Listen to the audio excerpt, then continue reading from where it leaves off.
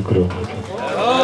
અને જે આજ કદાચ આ ધરતી ઉપર આ ભૂમિકા ઉપર જે બેઠું હોય, 9 વર્ષ મારે વગડો હતો ભાઈ, આ દીવો કરવા તેલે નહોતો.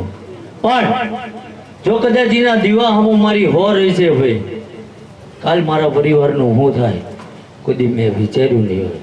તો આ જી ભલી છે એ મારા ઠાકરે આ ધરતી ઉપર આ ભૂમિકા ઉપર પાર પાડતી દીધું. પણ બેહાર્યો તેથી મેં કીધું 10 વર્ષ દાયકો બદલાય ભાઈ, માણસનો દહકો હોય દેવનો હોય એમ મારા 9 પૂરા થઈ ગયા ભાઈ. અને 10મું વરાવ હે ગોવિંદબા. અને જગત ને દુનિયા આ તો હું જે બોલ્યો તો એ જાણે હે. શું કહું છું? પણ આવતું વરા આવે ભાઈ, દુનિયાએ કલ્પના ના કરી હોય એવી નવી ભૂમિકા નવું નજરાણું ના બનાવું તો હું વિક્રમસિંહનો દીકરો. જગત ને કદાચ ગોવિંદબા રૂપિયા પૈસા માલ મિલકત ની કિંમત છે, મારો ઠાકર એવું કહે છે કે મને મારા વેણ ની કિંમત છે.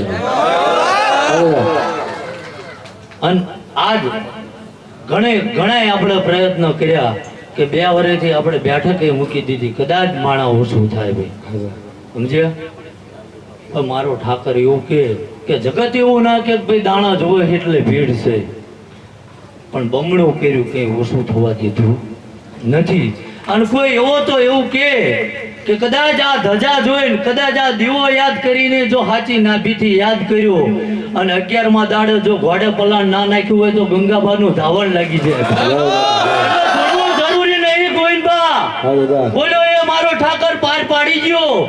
અને જો આવતું વરા આવે અને નાભે પડ્યું છે એ દુનિયા જો એવું ના બનાવી દો મારી ભૂવા પડીમાં ફેર પડે.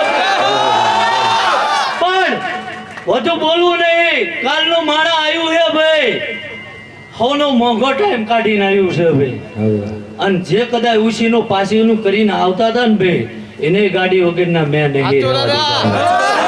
તો એવું કે અમારે ઉશીના લેવાના દાડા આયા તો એ વાતમાં માલ નહીં ભાઈ. અને કાદક તારી કગરમાં ફેરવાય નકર તારું મારી ધજા હમું ધ્યાન ના હોય ભાઈ. એટલે હવનું હારું મારો ઠાકર કરશે ભાઈ.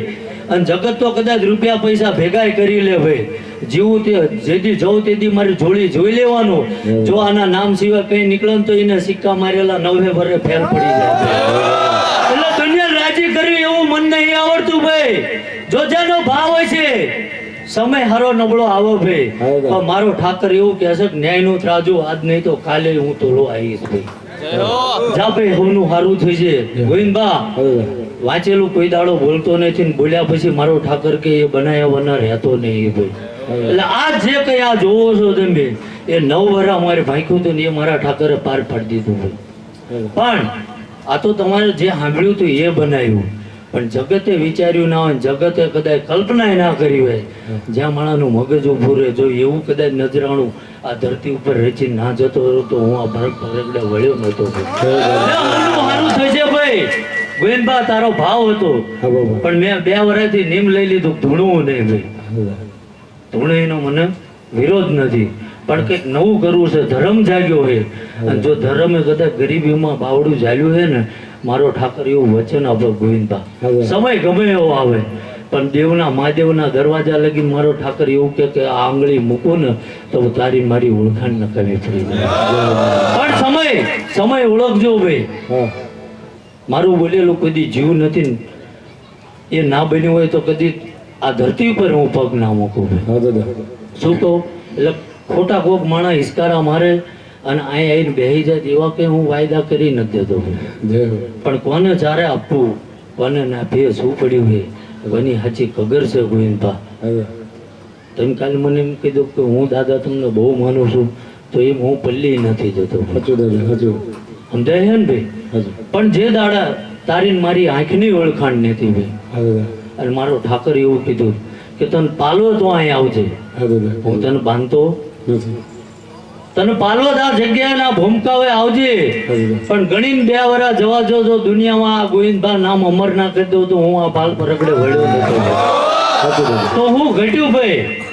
એટલે જગત કદાચ આ દોડે અહીં આવી જઈને સુખી થઈ જાય એવો ગાંડો નહીં ભાઈ. સમજાય ને ભાઈ? આ મૂર્ખના માટલામાં મોતી ના રહે કોઈ દાડો ભાઈ.